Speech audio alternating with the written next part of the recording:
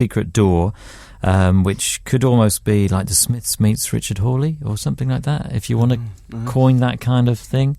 Yeah. That's how it struck me, anyway. He's got a new record, hasn't he? He has. I've only heard the single so far. Have you got the single? Yeah, it's in a pile of I'd love CDs. to hear that. Yeah, I haven't heard any of it. I'll play it to you after we've done this. That'd be good. Excellent. So where was this one recorded? Because I read two different things. On the Integratron. Yeah. Yeah, there's a version. Right, but that not this version. No, that weren't a full band thing. It was just me walking around with a tambourine. In a sonically sound dome. In a perfectly sonic dome, yeah. So there's this place called the Integratron. Which is half an hour from Rancho de la Luna. Yeah. In the Californian desert. Drive, erected by George Van Tassel, yeah, under strict instructions from the visitor. Right. And they told him to build this structure. Yeah, in order to sort of recharge human cells, rejuvenate. For that. And so and I don't think he ever finished it, but it's still open as a sort of museum. Yeah. No. Waiting for the next visit to finish it off. It never happened. And he sadly died. But then the album one was done in Brooklyn. Right. Yeah. So you tried recording a version of this song. Well, that one I don't think we were going to do. I don't know. I think that was more of just an experience, a day out that was just something an unmissable thing. We weren't necessarily thinking that was going to be on the album, just like a version of it, and just just the experience of going there. I think. And so then you recorded a different version in New York with James Ford, and in a way, this song kind of combines different elements of what you've done in the past with now, as it were. So you've got the kind of almost rapping style that you had early on, but then there's more this crooning style that you've eased into very nicely, Alex, as well. So I mean, it's a lot of the songs, the tempo changes within them all the time, and each song almost changes a lot. Yeah. Was that something that you wanted to do, to keep each track moving on? I think it's just something that we weren't afraid to do, it wasn't. It was more just like that was the thing, and maybe it was kind of where we were, and that feeling of being sort of far away perhaps does introduce possibilities, and you sort of, it doesn't feel like anyone's breathing down your neck to sort of stop you from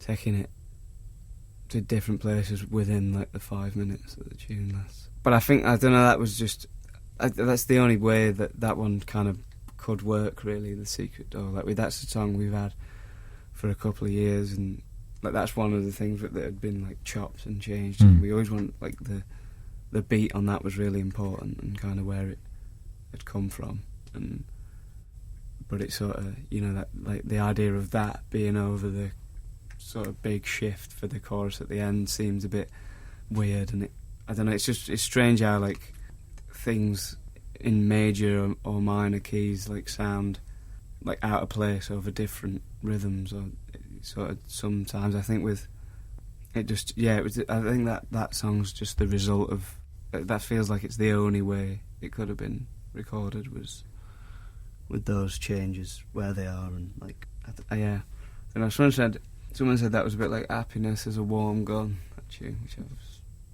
by the Beatles. For anybody who might not know, on the White Album. Have you heard that Breeders version of? Yeah. I seen them. They were at Latitude last year. Right. They do that, don't they? Yeah. Good version, I think. So that's it. But whether it is, we can draw those crazy parallels, I don't know. But I'm certainly very people can decide for themselves right now. This is it. Arctic Monkeys with Secret Door on Exposure XFM. It is Potion approaching. Arctic Monkeys on Exposure XFM from the brand new album Humbug, out this week, getting the Exposure album playback treatment tonight. I'm John Kennedy. With me are Matt Helders and Alex Turner from the band. It's another Desert Sessions one. End of the side. Yeah, about to flip it over. So this is side 2. No. Well, just after this. So we're almost at the end of the first side. Again, there seems to be all sorts in this. I mean, it's kind of post-punky, Kind of reminds me of I don't know, things like Delta 5 or something. And then there's a kind of Stonesy backing vocal in there. Almost. We were almost like, I think we were like playing Nirvana, Bleach, like a bit while we were like recording. This tune, I think maybe, a bit of that in the verses maybe, and I think or Doors, like the Strange Days album a little bit maybe. Right. Been said about like that kind of the drop down.